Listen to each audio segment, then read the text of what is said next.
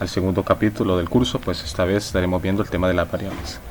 Importante las variables en todo lenguaje de programación, por supuesto, con la diferencia que aquí en C# es muy diferente a otros lenguajes de programación como PHP, ¿no? Y ahora les explicaré por qué. Bien, para declarar una variable, pues en todo lenguaje de programación existen tipos de datos, ¿no? De tipo cadena, de tipo string, de tipo char para los caracteres, de tipo entero, int, decimal, decimal también, y float también, con la diferencia que float, pues entre float y decimal prefiero más utilizar float, es mucho mejor, yo lo recomiendo más, ¿sí? Y claro, ¿no? Estos variables pues nos sirven para miles de cosas, ¿no?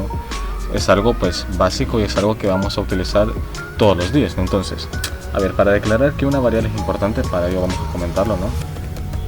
Variables, ¿sí? De tipo entero, de tipo int. Es más, ya Visual Studio ya por defecto nos crea la palabra reservada int. Tenemos aquí el float, el string y el char, ¿sí? El char, ahí está. Ahora bien, para declarar una variable de tipo entero, lo hacemos de la siguiente manera. Primero colocamos el tipo de dato, que en este caso es entero, porque vamos a crear una variable de tipo entero, una variable, un número, ¿no? Número 1 es un entero. Si fuera 2.1, entonces sería un decimal, un float, ¿no? Aquí en C#. Si hubiese sido un nombre, Emerson, sería una cadena de, sí, un string. Si fuese alguna arroba o algún guión bajo, ¿no? Sería un carácter, ¿no? Entonces, también importante, ¿no?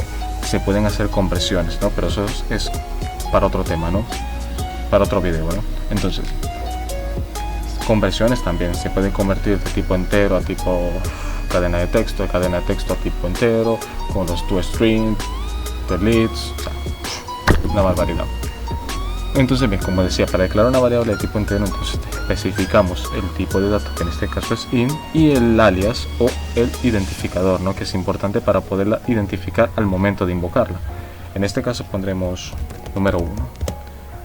Ahora bien, si nosotros la dejamos de esta manera, hemos declarado la variable y no tiene ningún valor, pero como yo siempre recomiendo, inicializarla con 0. Eso es si nosotros vamos a realizar una operación y no queremos datos erróneos. Pero si nosotros le ponemos un 1, va a almacenar el número 1. Si le ponemos el 2, el 2, el 3, el 3 y así sucesivamente. Ahora, para declarar una variable de tipo decimal, podemos poner decimal. Aquí le estamos diciendo a C# que vamos a crear una variable de tipo decimal y le ponemos precio, ¿no? Y la inicializamos, ¿no? 1.2. Está almacenando este dato, ¿sí? Si nosotros ponemos float, ¿sí? Ponemos número también, ¿por qué no? Y le ponemos 2.1, 2.2, ¿sí? También, ¿no? Entonces, si nosotros queremos declarar una variable de tipo string, que es tipo cadena de texto, ¿no? Y ponemos nombre, ¿sí? En doble comillas y ponemos cualquier nombre, ¿no? Y aquí ya estamos almacenando un nombre, una cadena de texto, ¿no? Si fuese algún carácter, char, ¿sí? Ponemos cadena, ¿por qué no? Como nombre.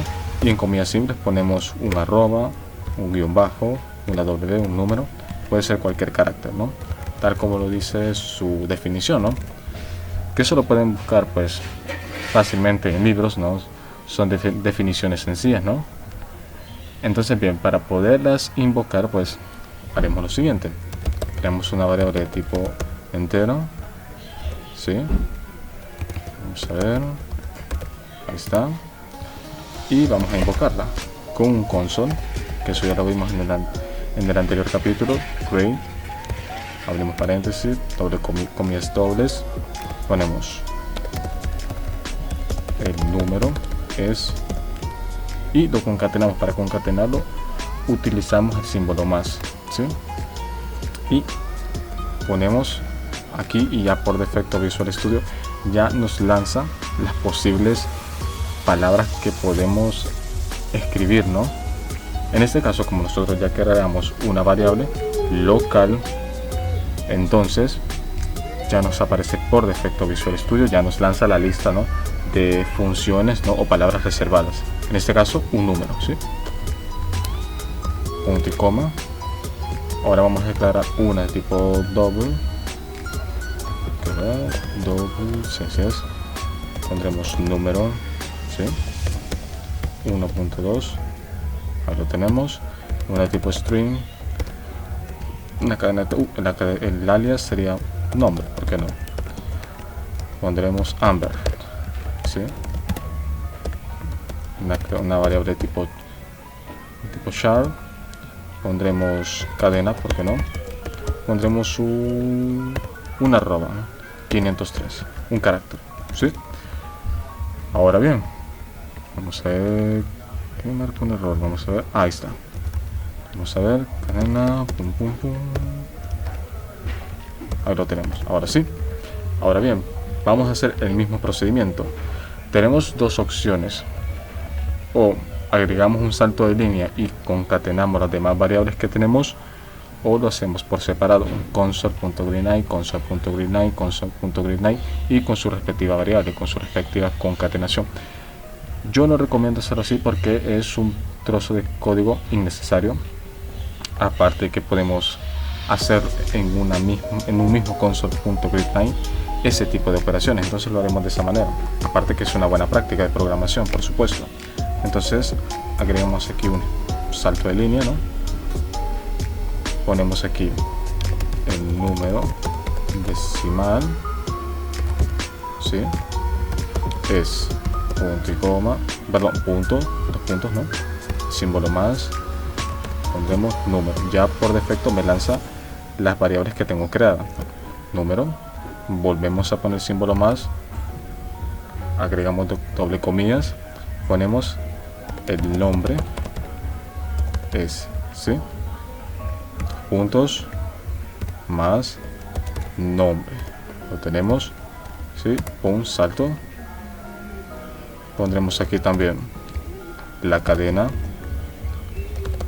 es puntos, concatenamos cadena, lo tenemos, cadena, vamos a ver, cadena, ahí está.